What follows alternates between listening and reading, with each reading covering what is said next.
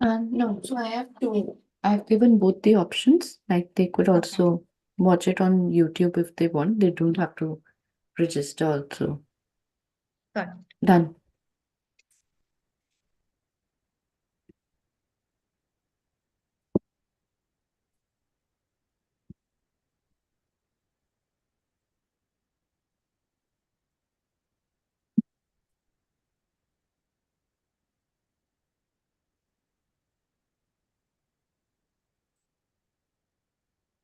I can see it live now. Yes, I'm just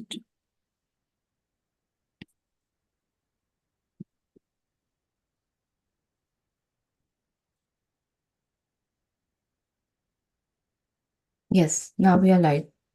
So we can start the session finally. Hi, hello everyone. Good morning, good evening. I'm really happy to have you back again for this first series in IP financing. With me today, I have a special guest who has been working in IP. She has been creating tools in IP. She's also worked as a go-to-market expert, and she has got a lot of awards once she became a founder. Let me share her list of awards. She would be also sharing the list that she has, but for me, there are three main awards that I really found very interesting. She's a Nidhi EIR recipient.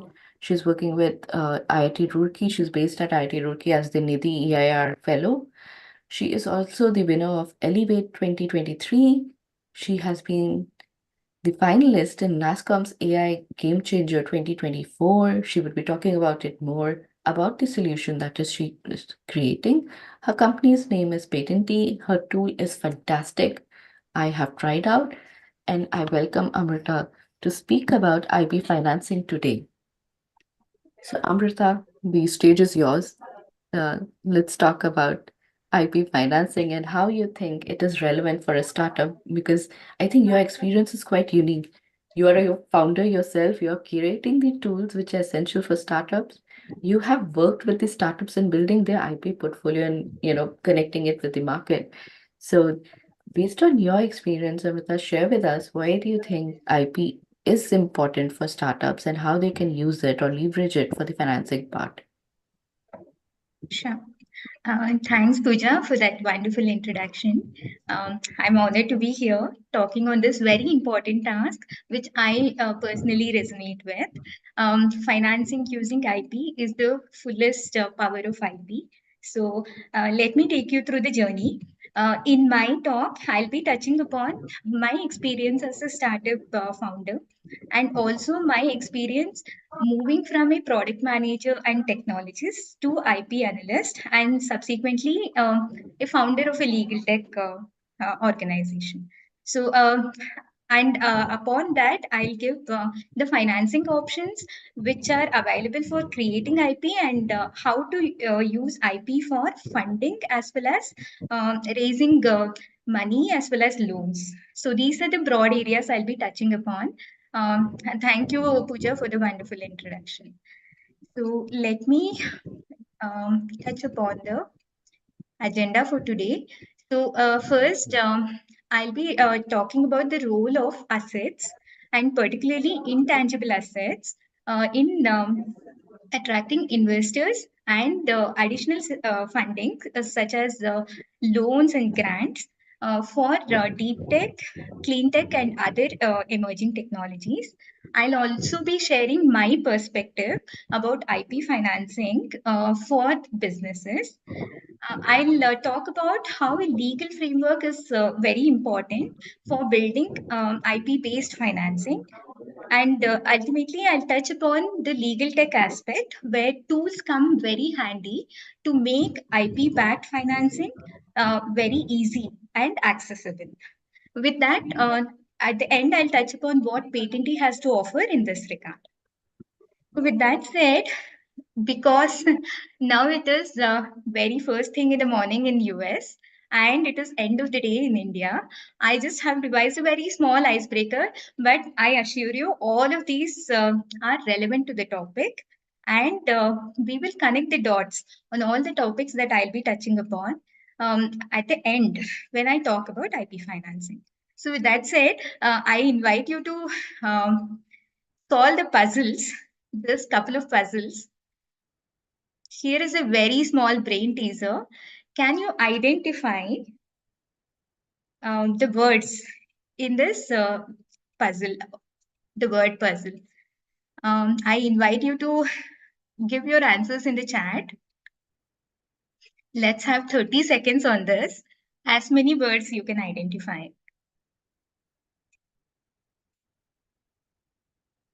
Okay, hi Jaba. Jaba says trademark. Yes.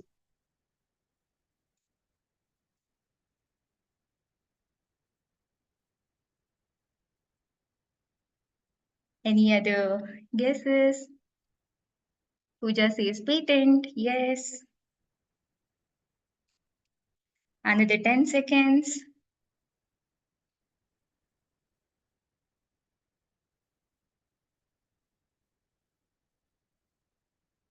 Okay. We'll see the responses now. Pooja and Jaba, both of you are correct. We have trademark, copyright, inventor, and then we also have patent. So with this said, and claims. With this said, these are all relevant to intellectual property as a subject area and domain. So we'll move on to the next brain teaser or a puzzle. Can you guess the brand? This is all jumbled up. Can you guess the brand?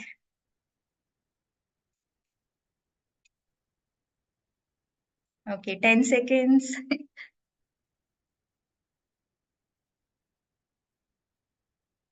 Right. Let me show you the results. It is Coca-Cola. This is one of the biggest brands in the world. We'll see why this is significant to our entire conversation today. Now, another brand. Can you guess this brand? 10 seconds.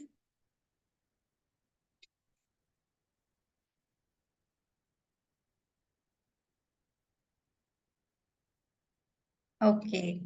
It is Shell. Again, another global brand. Okay, Jabba says Coca-Cola. Yes, thank you. You're right. This is the last one.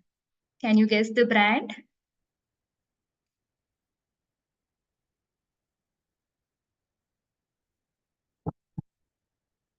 HP. Yes, correct. So, with that said, we touched upon all of these brands. One, to re-energize ourselves, first thing in the morning US and end of the day in India. And secondly, to revisit the top IP creators, both in terms of trademark and patent. So let's have a look. Top brands, when we say brands, they're representative of trademark. So the top brands here also includes Coca-Cola subsequently. Uh, but these are household names now: Apple, Microsoft, Google, Amazon. And in terms of top owners, these are patent owners. And up on the list, we also have HP, GE, IBM, Microsoft. So what does it tell us? The first 10 top owners tells us how much of knowledge and collective consciousness is created in order to create and assert the IP. We will revisit few case studies with regards to these owners in the subsequent line. Throughout this conversation, we'll be using intellectual property and few other terms. So just as a refresher, patents are representative of inventions. It is a registered form of invention, so we get legal protection. Trademarks are for logos and marks, which are representative of industrial use of a brand. Geographical indication, trade secret, and we also have copyright. So these are almost known names for all business owners and IT professionals. This is just a refresher for all of us. I'll be using all of these terms subsequently. Another quick refresher on the patent life cycle. Because of all the intellectual property entities, patent has one of the longest life cycle. So uh, totally we can have 10 steps. I'll be touching upon each of these steps in the subsequent slides. The most significant one is non-disclosure agreement. This is very important for businesses. Even with the IP attorney, one has to sign. Then we have invention disclosure form. That is the first form or first version of the invention by the inventor. Then there is patentability search. That is a very intensive task because globally there are 150 billion records of patent data. So it's very intensive. Then we have patent drafting, application filing. Application filing is when we get a legal record for an invention. Subsequently, it goes through very intensive examination and publication. When it is through the examination, patentability, novelty, industrial application, all of these are proved, then we get a granted patent. But there could be objections. So when there are objections, there are responses. So I'll touch upon few of these stages as well in my subsequent slides. So this is just a refresher. Okay, with that said, I'll just have few of the case studies before venturing into how these legal entities are very important for startups. I'll touch upon the startup use case subsequently, but let's take a very high level use case and case study. Smartphone currently has one of the largest user base globally in all the countries. So it has always been growing since the last decade. Currently, it is about 7.49 billion. Um, so, this is an ideal case for us to discuss the importance of intellectual property.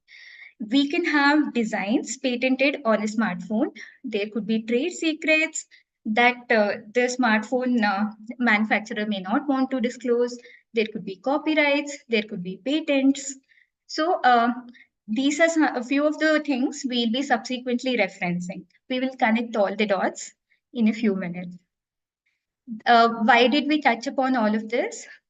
Because telecom industry and smartphone that we have today has gone through decades of evolution, and it is very significant for our conversation today about financing. So there have been 5 generations of evolution for telecom industry in the past 4 decades. So in the 80s we had the analog phone, then in the 90s we had the digital phone, very early version of the smartphone, but actually it's the 3G that brought about broadband as well as smartphone into the existence. Once the 3G came into existence, 4G and 5G were very fast and largely adopted, very scalable as well. But why are we talking about all this? The timeline also speaks about the volume of work that went into this area. Telecom industry as an industry took 10 years to evolve from one generation to other, which means that any product that the manufacturer of this industry creates would take almost 10 years to evolve and mature. So, if one has to invest so much time into getting a product out, 10 years worth of technology evolution to be productized, then there needs to be some exclusivity needed for that manufacturer. So, how do we get exclusivity? By the means of patents. So, for each of the generational evolution in telecom, there have been tons of patents specific to the application of telecom and the generational evolution, and also for standard essential patents. So we will touch upon those specific use cases in the subsequent slide, but this is a very good example to drive a point that Patents are essential because technology evolution and product evolution takes decades, and the manufacturer needs to be incentivized and protected for their R&D cost. 10 years worth of cost should be somewhere protected as well as incentivized, and that can only happen through patent. It's a legal entity. With that said, let me also touch upon another aspect: legal tech. Legal tech is the use of technology to facilitate legal processes. So it is the customer segment here would be professionals from the legal fraternity. Few of the applications of legal tech could be document processing, e-discovery, legal research, contract management, e-signatures. Now, today, as we speak, all of these have become household name. You and me will be using it day in, day out for doing signatures, e-signatures, and also for intensive research. So we will talk about legal tech tools in the subsequent slides. So this is just an introduction. While we talk about legal tech, we also would talk about alternate legal service providers. These are firms that offer legal related services as an alternative to traditional law firms. Why are we talking about ALSPs? Because it is seen that the adoption of technology is very vast in these ALSPs. We all of us would have heard about the big four who are involved in legal services such as valuation, IP valuation, as well as company valuation. So they fall under the category of ALSPs. We'll also talk about these ALSPs in the subsequent slide. Now, let me come to the main agenda for today about startups. So, as we know, startups are organizations which have started from the inception, from day one, and they have about 10 years where the product in the business can evolve. So every country has a definition for startup. Uh, Rather a legal definition. In India, 7 to 10 years is how a organization can claim their identity as startup. With that said, Patenti is also a startup. We are just 1.5 year old. So I'll also use Patenti's example to communicate in the subsequent slide. When we talk about startups, we have to talk about assets and capitals. These are very important because we'll see how this plays a role in financing. So, what are assets? Assets are nothing but how as a company we use the money. That is asset. So, the very common understanding of an asset could be tangible assets such as inventory. For bigger manufacturing units, the inventory could be an asset. And the definition of a capital is the source of income is called capital. So it involves liabilities plus equity. We'll talk about different types of assets and capital in the subsequent slide. Okay, first thing first, let's talk about assets. There are two varieties of assets, tangible and intangible. Tangible is something which can be seen, which has a form. So it has a physical existence. Its value can depreciate. The easiest example is land, or it could be any inventory from a manufacturing unit. And it can be accepted as as a collateral in financial institution. So all of us know about loans that we can get based on uh, keeping home as collateral. So that is a very well-known example. So these are tangible assets. Now let's get introduced to intangible assets. Intangible assets do not have physical existence, and their value only amplifies over the period of time. But the sad part is they cannot be used as collateral in the public sector financial institutes. It's not the most popular means of holding a collateral. We'll see why it is not and what could be the remedy for it in the subsequent slides. Now that we spoke about the definition, few examples here. So tangible assets you and me can relate to very easily: cash, furniture, buildings, stock, equipment, computers. But intangible assets are intellectual property entities such as patents, logo, brand value, software, goodwill, as well as knowledge, know-how. Even customer data is intangible asset. So this is something we'll reference in the subsequent slide. Let me also give you a perspective from a balance sheet. This is publicly available balance sheet for Godrej and Boys Manufacturing Company Limited. Let us see here the tangible and intangible assets. This is a publicly available number. So this is just to give a perspective on how it looks. So we have seen here tangible assets are always very significant, but intangible assets could be intellectual property acquired. So Godrej and Boys could have acquired a lot of intellectual property and declared them here. Now, with that said, let's venture into understanding what is a capital.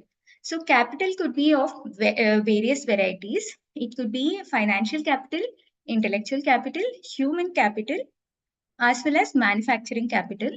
And of late, we also have a lot of advocacy on social and relationship capital as well as natural capital. So here, what we would be addressing very repeatedly would be financial capital and intellectual capital in our conversation. Let's also talk about the sources of capital. So where do we get money? So the source of capital could be equity, equity share, which is ownership. So there can be exchange of ownership or a part of ownership as the source of capital. We could also borrow money, that would be debt, and internally generated funds could be profit, and there could also be trade credits. Now, because we are talking capital and assets in the context of a startup, let's see what is the journey of a startup funding cycle. So usually the funding starts with pre-seed when there is no revenue. So pre-seed is almost to fund the startup journey. Then we have seed funding and different series funding. So intellectual property is honored differently in each of these funding cycle. We'll talk about it in subsequent slides. But this is to introduce how startups can be in different stages of growth. Some of the resources for startup capital. So now we have understood assets and capital. We are specifically talking about startup capital here. The sources could be VCs, incubators and accelerators. Of late, incubators and accelerators are very popular in India as well as globally. And then we also have angel investors. Small business loans. Small business loans can be from government entities, public sector financial institutes, or even private sector financial institutes. And we have equity free financing. Those are grants. Grants are also very popular of late for startups. That is the way to evangelize startup ecosystem. So government as well as private sector are doing a lot to give grants. Then we have again debt. So although we talked about small business loans, there may be need for a bigger loan borrowing. So that is debt here. And we also have convertible instruments where money can be borrowed and then is subsequently it can be converted into equity or it could be repaid. So it depends on the lending entity. Now let's talk about each of them separately and see how they are relevant to startup. Equity-free financing options. Here, I'm focusing on the government backed schemes in India. So for the sake of this conversation, I will be introducing India-specific schemes, but globally, all the governments are doing a very good job in providing grants so that startups could start and flourish as well. So first we have grants, government grants, which are seed funding, you could say. And then there are also prizes. Many contests happen where startups can participate and get equity free prizes. We also have MSME challenges. MSME challenges comes with grants, but in exchange for a small fee with a hosting incubator. Similarly, we also have Startup India Seed Fund. This was introduced very recently, 2016, in order to ensure that all startups have access to some kind of seed funding. We also have what is called Nidhi programs by Department of Science and Technology. Nidhi EIR for fellowship as entrepreneur in residence, and Nidhi Prayasi for again seed funding or a grant for specifically the startups with a hardware component. Ultimately, we also have loans. Mudra loans, you would have heard very popularly in India. So that is something facilitated by the government of India. Next, we have equity-based financing. The equity-based financing could be sourced from venture capitalists and from angels. There are also means to gather money from friends and family. That could be also a source of financing. And we have family offices. With this said, here is a peek into the top investors in India and globally.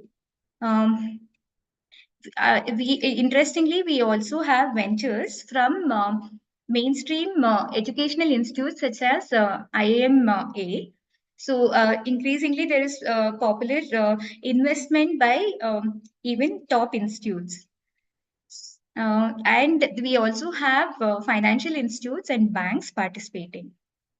We can see the changing scenario over the period of time here from 2020 to 2022. It is only growing.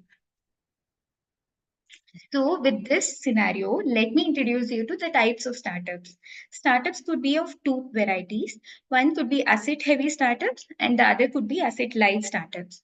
What is asset heavy? Asset heavy startups are capital intensive investments, and also they have inventory. So, the easiest way to correlate with asset heavy startups would be availability of an inventory. The examples could be aerospace startup, shipbuilding, and practical examples could be Castrol India, which is oil and gas, and Colgate Palmolive. So these all have inventory of some kind. Then let's talk about asset light startups. Asset light startups do not have physical inventory as much. That's why they are light on assets, but they may heavily rely on vendors and service sector. The popular example could be Uber. Uber is almost like a technology provider here, but the actual asset, which is the vehicle, is owned by the vendors or the one who signs up on Uber. So similar example could be Airbnb, Swiggy, and any software tool. So in this context, Patenti is also asset light company. When we take tangible assets into account, so it is very light on tangible assets. But all of these tools could be heavy on intangible assets because these are all technology driven, mostly digital. So digital assets could be equated to intangible assets. Let's see a dive into it in the subsequent slide. The benefits offered to now that we have introduced ourselves to types of startups, let's see what are the benefits currently available for startups for creating IPs. So personally, I can talk from my own experience. The government of Karnataka gives full reimbursement for a granted patent. And the government of India, as well as Department of Science and Technology, also has similar scheme where at least 80% of the patent charges is reimbursed.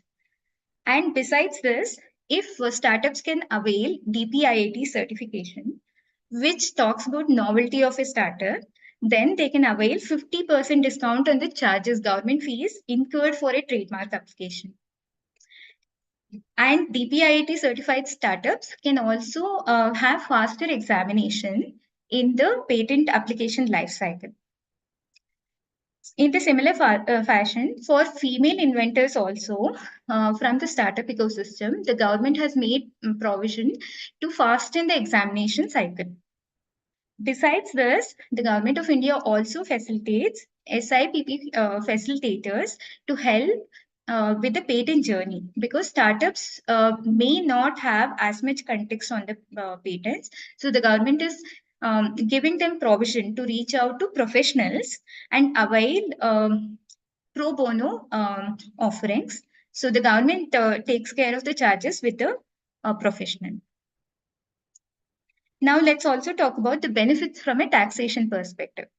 So for IP creation and IP acquisition, there are two kinds: IP creation and then IP acquisition. So suppose I am a software company now, Patenti. I mostly take care of the IP creation because it is an asset-light company. The only asset I could create could be intangible asset. So definitely it should be in-house. But if there is a startup which does not heavily rely on creating digital assets, but rather leverage digital assets for their operations, such as an e-commerce website in a fashion industry, then they could acquire the IP from a lending or a from technology transfer, and then they can also avail taxation benefits either for 14 years or for 1 year. So this is something I gathered from SMEs from the accounting firm, and the provision for using tax benefits on IP acquired varies from India and US. Your accounting firm should be able to help you on this. In India, you can spread it out for 14 years as expense. So that way, um, at least tax is saved on the IP acquired. So these are the current benefits. With that said, let us just understand how is the patent landscape in India. I am talking about exclusively patent because intellectual property is understood widely as in terms of trademark, but patent is something which is not widely understood because of the nature of how complex it is. So let's see some statistics and understand the patent landscape in India and globally. So, in terms of product life cycle, how does patent play a role? Across the product development, we can have patents, multiple patents. So, during the prototype phase is when the first patent is endorsed. This is to ensure that we have exclusivity and protection. Subsequently, during the pilot mode, any number of additional patents could be filed. This also makes sense because during product development, there is a lot of learning, lot of evolution. So we uncover a lot. So the journey from idea to prototype is almost like the journey of an R&D phase. So the outcome of an R&D phase is not a product, but rather an IP. The product comes in the due course, but the outcome of a R&D is always an IP, intellectual property. It's up to the organization if they want to avail the registration of the IP. We could also keep that as a trade secret in-house if we do not want to disclose. The classic example is Coca-Cola formula. Coca-Cola formula till date is a trade secret. They haven't sought a patent on it. So it's up to the organization and it's a business decision. So again, what is popularly used in product lifecycle is build, measure, learn. So across build, measure, learn, we could identify multiple patents. Now that we got introduced on how patent figures out in the product lifecycle, how does it apply in startups? So when we talk about startups, we talk equally about product startups as well as services startup. So product startups are usually heavy on the IP, but services startups also own few IPs. Collectively, we have around 1,24,000 in India. For the sake of this conversation, I'm using Indian statistics. We'll also touch upon the global statistics. The number of startups which owns a patent, we can see the trend here. The most popular is one patent because startups are always, there is always a crunch on the cash flow. Patents are very minimal because patents comes with a cost. So the most popular is most startups have at least one patent, but there are startups which own more than 20, but they are fewer in number, less than 100. Similar fashion, we can see here the age of the startups and how many number of founders. We can also see here patents as per sector. These are all focused, the patent numbers are focused for startups. With that said, let's touch upon the economy, how IP plays a role on economy. So it is said that IP intensive firms actually generate most of the jobs globally and especially high paying jobs. So these are backed by numbers, especially in EU and US. About 46% workers, I mean, about workers get paid 46% more in IP intensive sectors rather than other sectors. So IP intensive sectors can be even software companies, it could be educational institutes. So collectively, they earn more than other sectors. And of late, we have seen Industry 4.0, which focuses on artificial intelligence and automation. And we are at the cusp of Industry 5.0, which is into robotics and human robot interaction. So all of these are IP intensive. Industry 4.0 and 5.0 have paved the way for more AI adoption, thereby more IP intensive. Let's talk about Indian ecosystem in terms of IP as well as patent. We have seen that in the past 1 year, India has granted more than 1 lakh patents. So this was followed by an advice from Economic Advisory to PM, who recommended that we accelerate the grants by both capacity building in terms of hiring more patent officers and examiners, and secondly by adoption of tools. And especially, it is very important to know that there were 12,000 patents which were filed exclusively by startups. So this is very encouraging and demonstrative of the fact that MSMEs and startups are playing significant role in the innovation part. Another important statistics.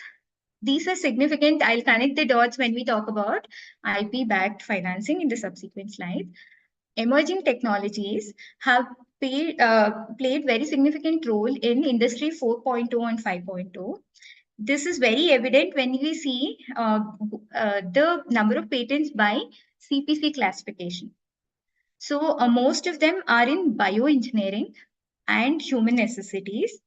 And subsequently, we have both computer and electric related patents.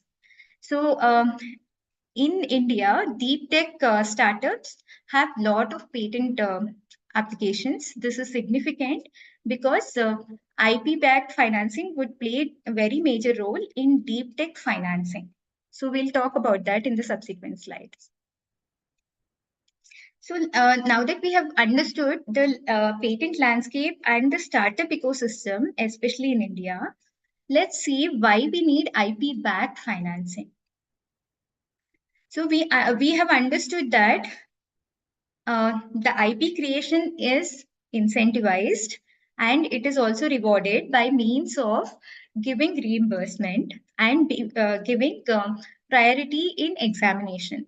But if I own an intangible asset in the form of intellectual property, can I get rewarded? Can I use it for my hard times where I can borrow money based on intellectual property? Because when we talk about property, it akins to the fact that intellectual property is equivalent to the real property. So can I use that as collateral? That's the question here. And it is especially very daunting because there are about $25 billion worth of deals based on 195,000 patent assets globally. This is statistics from 2009. The statistics has only grown proportionally over the period of time. So in 2003 especially, about $315 billion were invested in tech companies globally. And tech companies, when we talk about, they are IP intensive. IP including patents. And when I talk about IP here, I'm talking about intangible assets.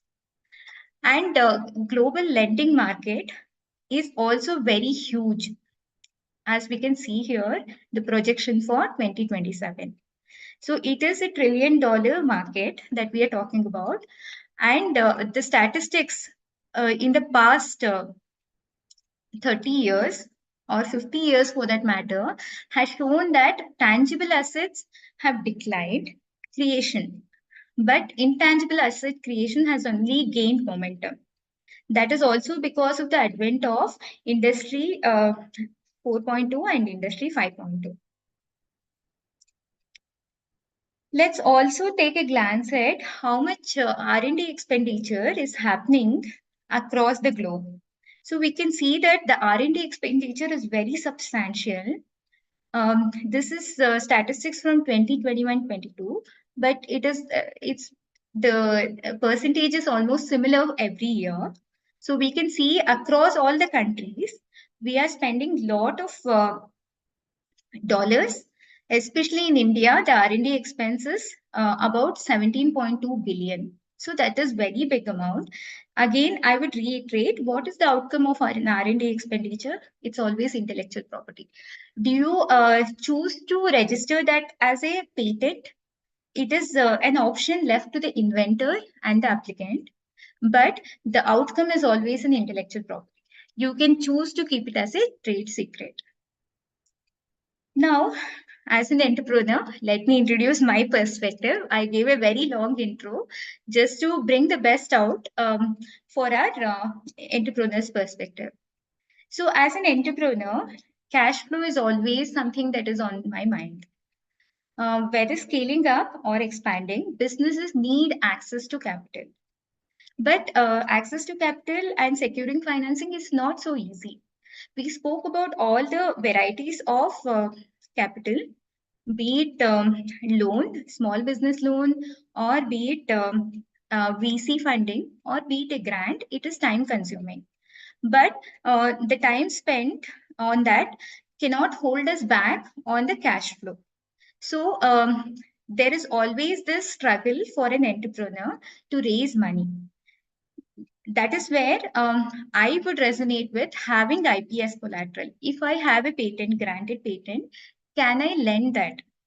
And then, can I use that as the collateral in a financial institute and borrow money just to keep my organization alive? That is the question I would resonate with and I would like to see as a practical solution. But currently, there are not much options where I can hold IP as collateral. However, it is at the discretion of the lender. So, in the VC ecosystem, especially deep tech, IP plays a role in the decision making. IP talks about exclusivity. So definitely it plays a role in the decision making, but there is no direct correlation. It is honored on the papers and with other factors coming into play. Now, I spoke about the struggles of an entrepreneur. It's the same struggle in the startup. So the startup a founder goes through a cycle where there is valley of debt, which means that there is no cash flow at all. So in that case, especially this happens when we move from R&D to commercial phase or productization. So 29% of startups fail in India due to lack of funding.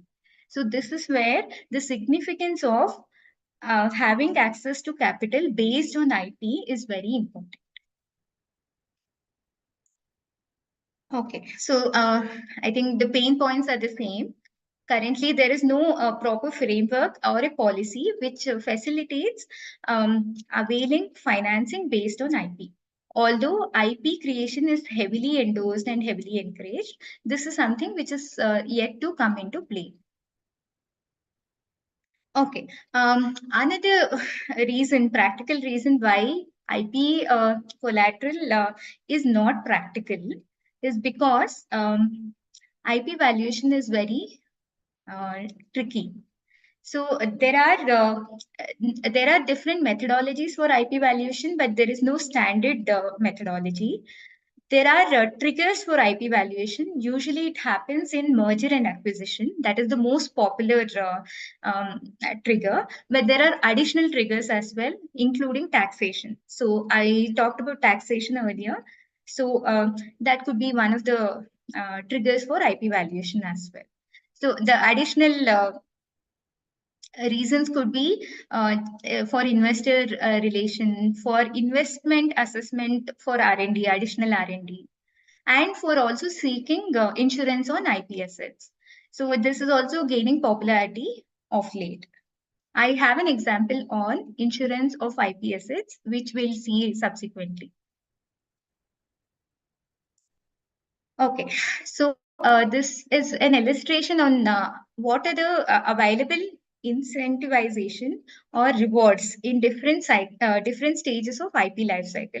In idea generation, we have grants and hackathons, and hackathons can come with a lot of prizes, both digital as well as financial. IP creation can have reimbursement. When I say IP creation, it is registration process. Licensing can is facilitated by government using marketplaces. Productization, we saw different ways to have access to finance, equity-free grants and additional financing options. For scaling up, we only have debts and against physical collateral currently. So while scaling is when we need huge amount, and currently what we have is debts or loans against physical collateral and not for IP collateral. So IP collateral is missing.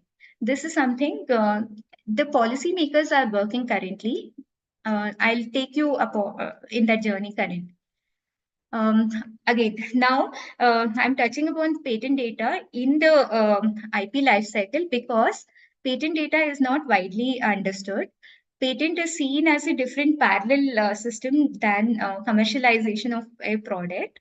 So, taking patent into account can actually enhance the competitor analysis. It can also bring meaningful IP scouting opportunities as well. So patent is something that we should count on in IP valuation. So I'll take you through subsequent slides. So what are the current monetization options for IP? Let's take a look. Technology transfer. This is something which is popular. Technology transfer can happen from research stage and the transfer can happen between a research institute or an inventor to a corporate or a or another organization who is looking for similar technology or an intellectual property. So this is mostly governed by the terms of license agreement. And we can have royalties coming into play here in the scope of license agreement. Another way to monetize IP could be there are marketplaces exclusively for intellectual property, both trademark, which is a which we commonly call as brand, and then patents. Here are few examples. These are global examples. Even USPTO has a marketplace for intellectual property buying and selling. And what is the option in India? Indian government is experimenting. This is an experimental marketplace. It's called iprexchange.in. This is how it looks. Besides this, what are the options for IP monetization? There could be IP-backed loans. Like I said, it is not very popularly adopted, and it depends on the lender. So it's at the discretion of the lender. There is no clear policy or protocol. The governments across the globe are working on creating policies and protocol, but currently it is very limited. IP sale lease back is also another option. We also have IP legal finance and royalty secularization.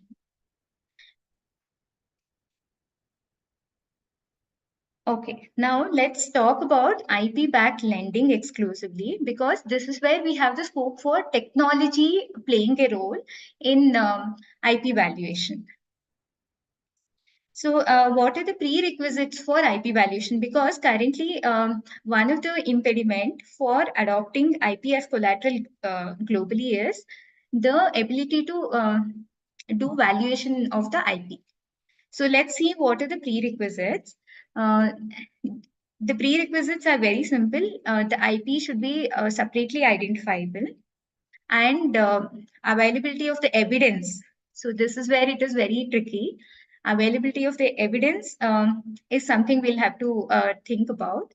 It should have been created in an at an identifiable point in time. So when we say identifiable point in time, this is where the significance of registering an intellectual property comes into play. So we heavily endorse registering patents, registering your invention as patents rather than keeping it as a straight secret, because it can be very helpful in IP valuation. Besides this, there are methodologies for IP valuation. The popular methodologies are income method, market method, and cost method.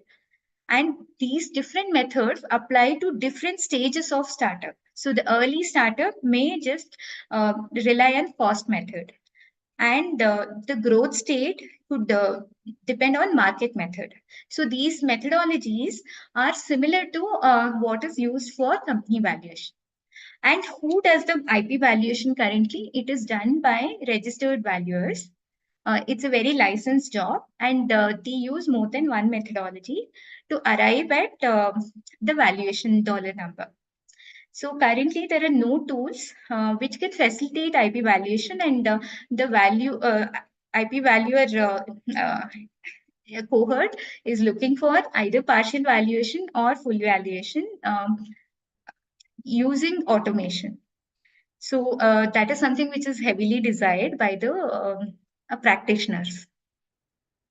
Let us see a few examples where IP was held as collateral. Although the policies do not support, it is at the discretion of the lender that we have few cases.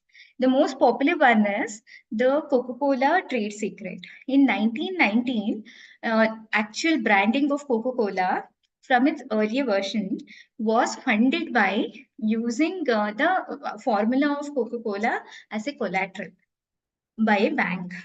So it was repaid in 1925. This is the most famous uh,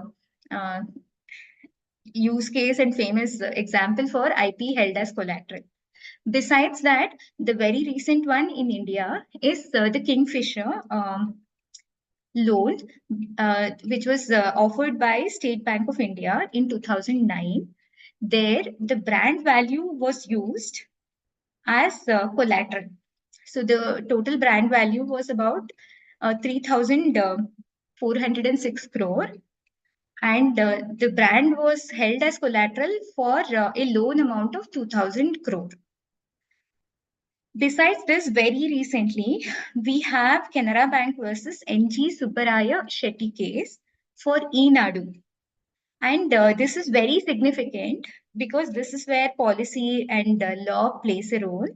The court opined that trademark cannot be used as a collateral in the wake of defaulted loan because it was not part of the security while granting the loan. So currently, as we talk, trademark cannot be held as collateral. The overall brand value, yes, but at the discretion of the lender. Now, those were very specific examples. Let's talk about very recent trends across the globe, especially endorsed by the governments of every country. Since the intangible assets have grown in the last 10 years, the governments are taking the initiative. The example is Jamaica IPO. The Intellectual Property Office themselves participated in evangelizing IP-backed financing for SMEs. Similar trend was seen in Canada, where BDC Capital in 2021 aimed IP portfolios as their funding mechanism. This is a Vancouver, I mean, they funded the Vancouver-based robotics company based on IP. So another example is from Japan. The government of Japan, they are bringing changes to the policies in order to make it easy for honoring IP as a collateral. And another popular example is in 2021, multinational insurer Avon in Singapore facilitated IP-backed financing deal by providing IP collateral protection insurance. So we spoke about insurance in the context of IP valuation trigger earlier. So this is a very good example. Here, IP collateral protection insurance was used for accessing a capital of about $100 million. Additionally, similar funding was done for $50 million.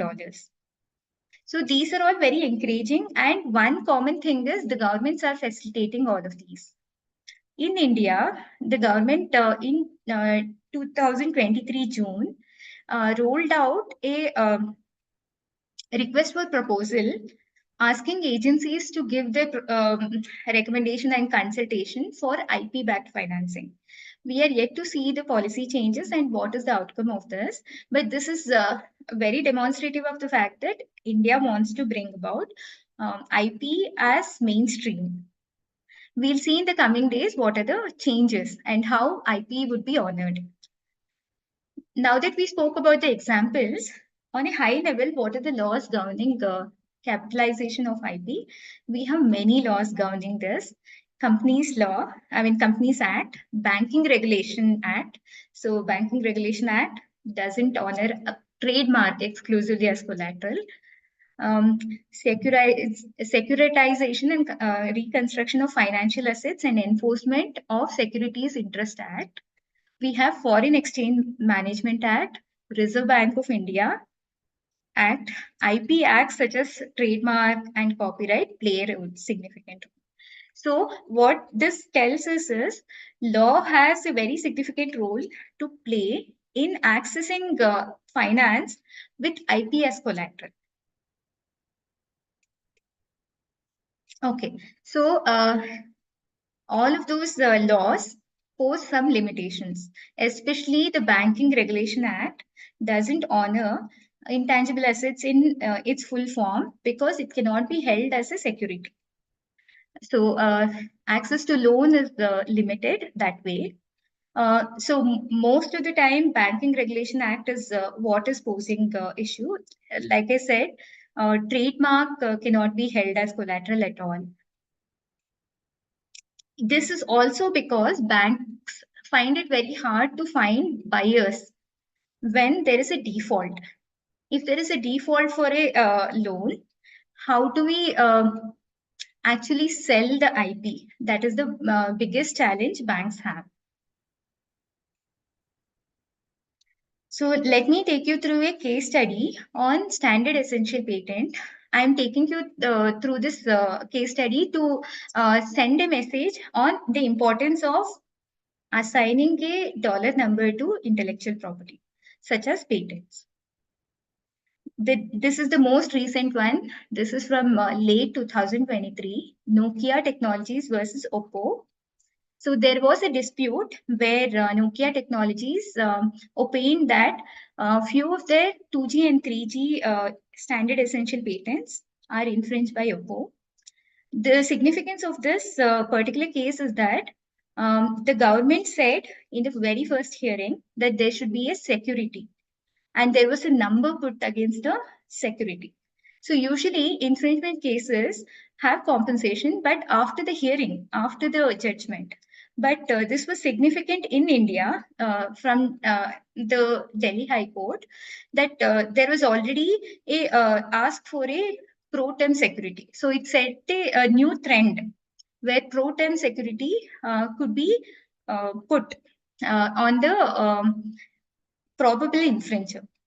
So the outcome of this case was that Oppo came with a license agreement with Nokia, and they had a out of court settlement. It was in exchange for a royalty amount. The same decision by the court in India set example for another such dispute between Nokia and Oppo. Sorry, between OnePlus and Philips. Again, here, very significantly, we have to note the INR 53.25 crores was named in the very first hearing. Similarly, there was another dollar number which was quoted in Lava versus Ericsson. 244 crores were quoted in the first hearing for probable infringement of 2G and 3G standard essential patents. Now, why am I quoting all of this? This is not the case to discuss about infringement, rather to send a message that patents are now given a dollar amount. So all this while, the dollar amount was either in terms of royalty, which were determined during tech transfer or licensing process, um, or it could come into play during infringement hearing upon judgment. But now the new precedence with all the three cases is that there's a dollar number associated in the very beginning of the hearing. So which means that patent holds some dollar number. So it is indirectly paving way for IP valuation. So we are headed in a economy where patent will be given a dollar number. That's how we need IP as collateral as a larger solution. So I think as a economy, as a society, we are headed in that direction where we are honoring intangible assets. So let me talk with that context. Let me talk about what is the solution that Patentee is proposing. This is where technology comes into play. One of the significant impediment for valuation was the ability to establish the evidence. So we saw that in the prerequisites. So that can be automated using tools. So that is where Patentee is proposing MAP IP, which is an offering, AI-based offering for establishing proof of work for patents. So this way, we can actually create an engine to come up with IP score. So we are proposing Patentee IP score as an alternative for IP valuation. IP score can take into account IP creation cost incurred, and it can also take into account commercial value of the future. And our USP is that we are able to power this using our own proprietary AI model for establishing proof of work in conjunction with a knowledge graph. Let me take you through how it looks. So here earlier we saw the IPR exchange, which is a platform marketplace by Government of India. There, the decision making could be longer if only the intellectual property is put on sale. The decision making takes longer because one needs to evaluate its significance. But if we have a score, it would be very easy. So this is just representative. This is not true value. This is just to illustrate now. And how do we do that? By honoring the type of patent, the age of patent, and even the inventors, as well as the company portfolio. So this is a proprietary model that we have built to come up with a score. The score is similar to credit score. So it is an universal language that the lender and the seeker of the loan can communicate. Another way that patentee can help is also purchase patterns based on IP score. So purchase patterns could not only be for IP entity but also product entities. So for example, this is illustrative. This is only for illustration. Product Hunt is one of the platforms where developers can put their products, right? So we could have even IP score for that. Again, this is a disclaimer. These are just illustrative for uh, showing this example. So we could have IP backed purchase, IP backed purchasing patterns as well. Now, another way we could illustrate IP valuation is by showing the entire valuation. So this is how a registered valuer would do. They would have all the details based on the company portfolio, not only the patent, but company. So here the company portfolio is taken into account with 52 patents and how many families and the age of the patent. So a patentee can offer even this in an automated fashion. So this could come handy with registered valuers. They could use the tool for faster valuation. And why is score? Currently, there is nothing which is equivalent to a IP score globally. Patentee is proposing this, and we have very early adopters who are working with us in evolving this. And why we score? Because valuation is actually a registered valuer's license job. We cannot have an absolute dollar number very easily. We could work with the valuers to make it automated for them. But if we want to have IP backed purchasing patterns, we could definitely use a score, because score is something that we all are familiar, thanks to credit score, thanks to apartment score, or all of these score mechanisms which are already existent. So this is something as an end user, you and me can relate to. So this is one of the motivations why we are proposing IP score. And the novelty in patentees IP score is we are taking into account patent, process, people, and product. And we are establishing proof of work for all of this. So I would highly welcome all of you to explore our IP score and see how it could benefit your portfolio. And when I say benefit you, it can benefit everybody in the IP ecosystem. It could be growth companies who are looking to have technology transfer. It could be universities. It could be individual inventors who want to assert their IP value. And it could be investors in the deep tech. Like I mentioned earlier, deep tech investors can take IP as one of the criteria. I spoke about even the grants and other depth options. They honor IP. That is one of the factors, because IP registration can talk about exclusivity.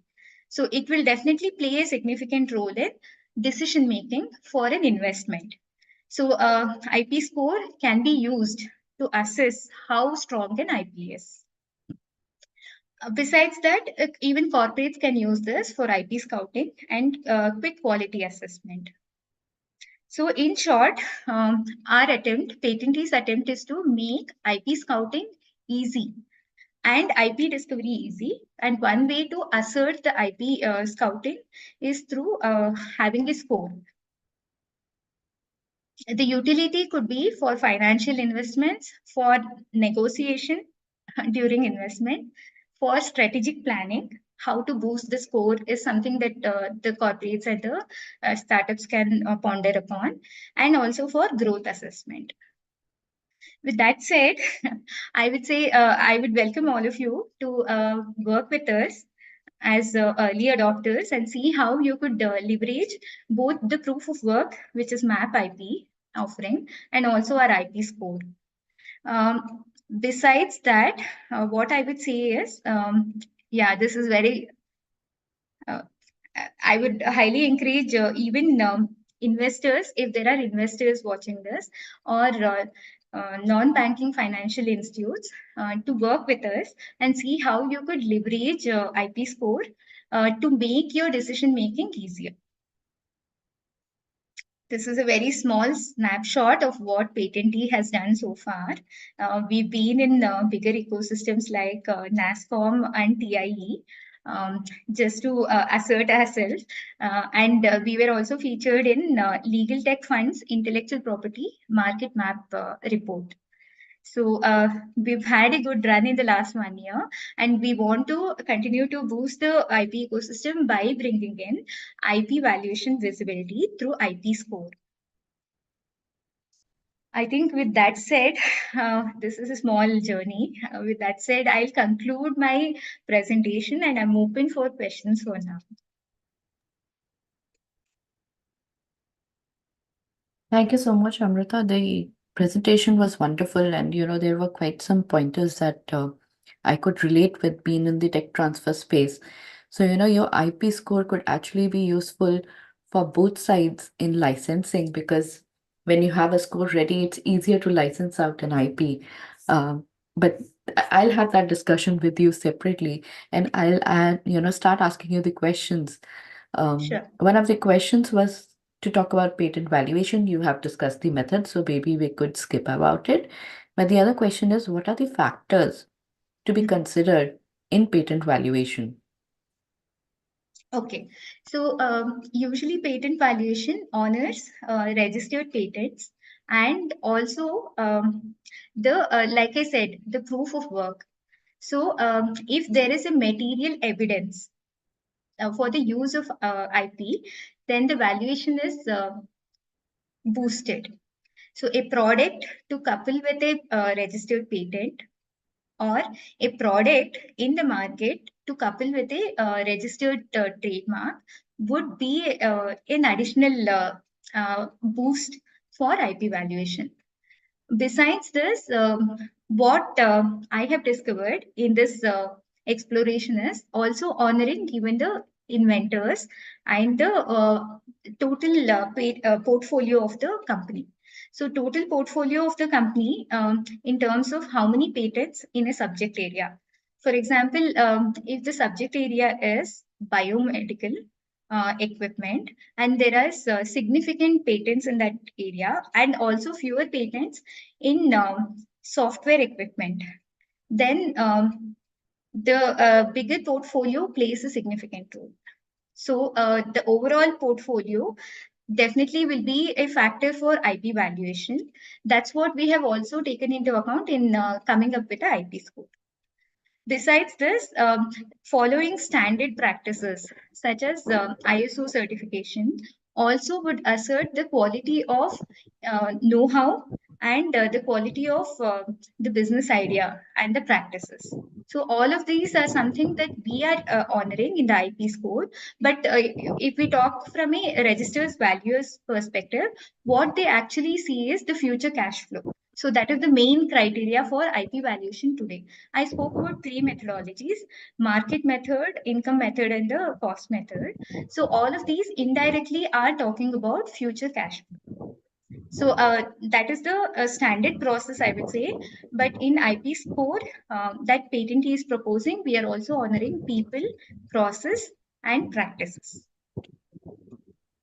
The other question is from Murli, who had asked the earlier one, that for a startup who doesn't have any customer or sales, how will their patents be valued? Okay, so this comes into play during merger and acquisition. So a startup which has total expense of, say, for example, 10 lakhs can be acquired by another bigger firm or a bigger entity for about 50 lakhs. I'm just putting arbitrary numbers here. So what is that 50 lakhs? It could be the IP, honoring the IP. So when I say okay, a startup with no customers but having only patent, trademark, and then source code could get up to 5x or 10x valuation just based on this IP. So source code also can be one of the IP here, although it may be registered or may not be registered. So what happens in, okay, let me give another example. What happens in IP investment is that uh, during due diligence and after due diligence, when the decision is made for a investment in exchange for equity, escrow is used. Escrow is a third party where the assets are held for a certain period of time. So this is just to safeguard the interest of the investor. So in terms of asset-light companies, I think that's what Murli is trying to hint at. Let me take the example of Patenti only. We are just a software tool. In our case, source code. Source code can be held as an entity in escrow for a period of 2 years. So why I'm emphasizing on escrow here is the IP is honored in the investment scenario where there may not be paying customer, where there may not be a product as well, but a source code or a know-how of the team is honored. So when it is significant in investment, it plays the similar role in merger and acquisition as well. So during merger and acquisition, the acquiring company can honor IP such as source code in a software company and give it 5x of the valuation. Rather not valuation, 5x of the expenses as the exchange in the deal. Did I answer that, Murli?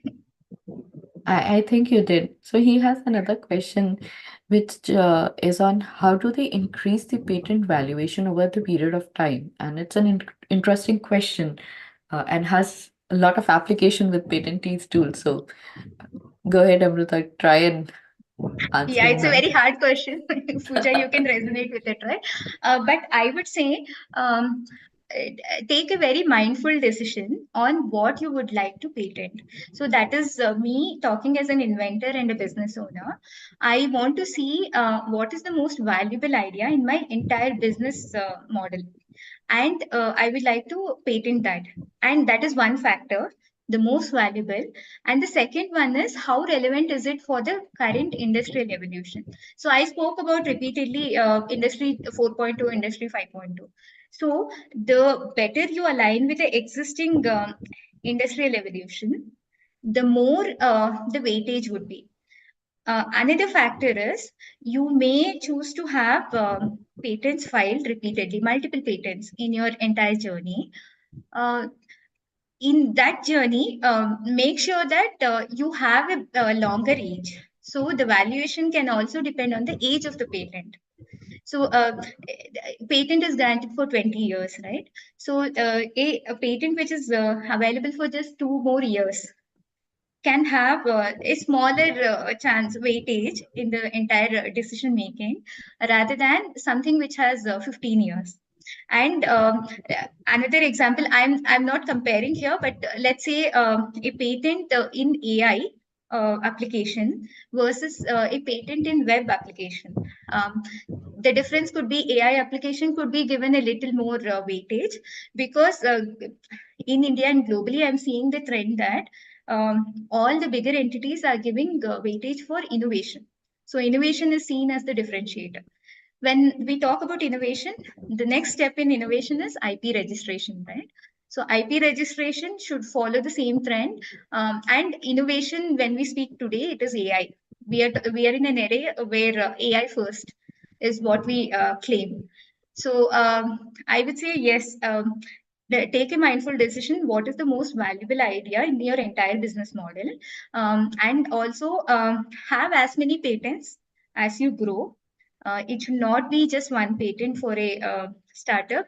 You incur cost, but if you think about it, the cost is not very significant compared to your entire journey. If your startup if you look back after 10 years, having one patent worth 10 lakhs of expense is very small, right? In 10 years, you will look back and say, oh, I could have spent more.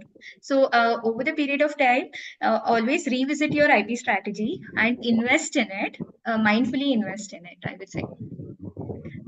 Pooja, do you want to add anything as an IP Yes, practitioner? yes, absolutely. As an IP strategist, I would suggest that, one is capturing the IP. I would talk about IP, not just the patents, but a startup can increase its IP valuation by capturing the IP, filing it, protecting it, and maintaining it. The process of creating an asset doesn't end by just filing it. You have to maintain it also.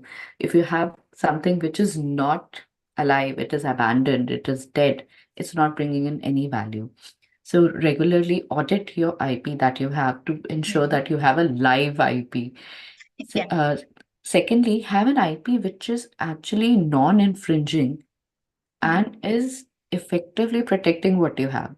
So I'll give you an example of a startup who had a trademark on a particular word, but the way they were using it was different from the way they had protected. So over the period of time, instead of increasing the brand value, it was deteriorating the brand value and it was not even connected with the trademark file. So have such an mechanisms in place. The startup should have mechanisms in place to capture the IP, protect it, maintain it, use it effectively. The more respect you give to your IP, the more respect or the value your IP will have. And Murli, I'll take a break from your questions and pick up one question which Java has. And she has asked about, please let us know the TRL level, how that would not be a factor for valuation.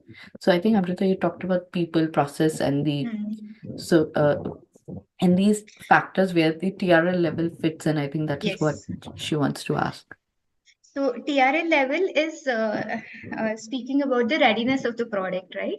So, like I said, the practitioners, IP valuers, what they honor is the stage of the company. So the stage of the company determines the methodology. But in any case, it's the future cash flow which is predicted. So the future cash flow can be predicted using cost method.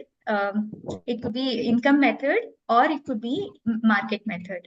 So TRL level, let's say for example, you are in the pilot phase, then the market method comes into play. But if you are in the very POC phase of TRL, then there is cost method. Cost method is simple. What is the expense that you have incurred for creating the patent, trademark, and copyright that you have? So that could be used as one of the methodology. But the essence is in all the TRLs, they are trying to project the future cash flow or a royalty amount, future cash flow or a royalty. So in essence, there is a dollar number which is predicted. So they could use all of these mechanisms. Definitely, a growth phase will definitely have a higher valuation, right? And here, although we are talking about IP valuation, it's the company's IP valuation which happens. So individually, yes, it will be helpful to assert patent uh, patents quality. But when we talk about valuation in the current state, we are always talking about the company's IP valuation and future cash flow or the royalty is the mechanism to honor that, be it any TRL level. Did I answer that, Java? Yes, thank you, ma'am. Thank you. It's a Yes. little complex. Like I said, these are all human intensive. Currently, registered valuers do this. It's a licensed job. They do a great job at that. Um, you can approach them, and in short, they will use one of these practices. There's one last Thank you. question for you, which I also have. That, if you could let us know which Indian banks are actually using IP and helping with the funding part. Okay, so the current state is that IP is not the very popular mechanism for lending, at least for loans. Uh, I had illustrated earlier how SBI was honoring brand value for Kingfisher, and I also illustrated about Enadu's case where Canara Bank was honoring. but it is still not a very popular mechanism. What I would say is, let's be hopeful. There was a call for a request for proposal that was rolled out by the government of India in June 2023. So we may have some protocols and policies very shortly. So let's hope that there is clear protocol and we know which banks are actually great. Recently, I had a conversation with SBI as well. It is case by case, is what they said. So I do not have a direct answer here. And let's hope India is at the cusp of defining these policies. So it may happen anytime soon. Sure, I may thanks a not have lot. a definite answer, sorry. Yeah, no, and moreover, the banks nowadays they don't advertise also, that they are starting with Correct, the IP collateral thing. So, but correct. hopefully in future we will have that change, Yes, a policy framework that would help, and also banks coming out and running after the patent owners to come and take yes, use IP as a collateral. So, but correct. till the time it is done, uh, keep stay in tune. Amrita has shared a lot of insights. There are more such sessions coming up. There are three in pipeline where I have different experts coming and talking about IP financing, one from a VC, one from a US perspective, and one from Europe. So we have a lot of sessions here. Stay tuned, stay connected. And for those who don't know who I am, I'm Pooja, and I'm so sorry I forgot to introduce myself in the beginning. I'm Pooja. I am a tech transfer professional. I have startups, innovators, academic institutions in protecting and commercializing their IP. I also help IP professionals and tech transfer professionals in deciding where they want to move ahead in their career path. So, if you have any questions related to your career in IP or anything related to IP, feel free to drop me a message on LinkedIn or on YouTube, and I'll be happy to respond to it. If you have any questions for Amrita, if you want to try her tool, please do send us a message. We will be happy to share it. Uh, I have tried Amrita's tool and it is good and it's easy to use. I could reduce time for searching for patterns from 3 days to 1 day. So that's really useful. And with that, I would like to thank Amrita and everyone for joining in today. Have a great rest of your day. Thank you so much. Thank you, Pooja. You have always been a great host and a very good sounding board. Yeah, definitely Pooja is the go-to person for anything on IP. Thank you, Pooja. Thank you, everyone. Thank you. Thank you. Bye.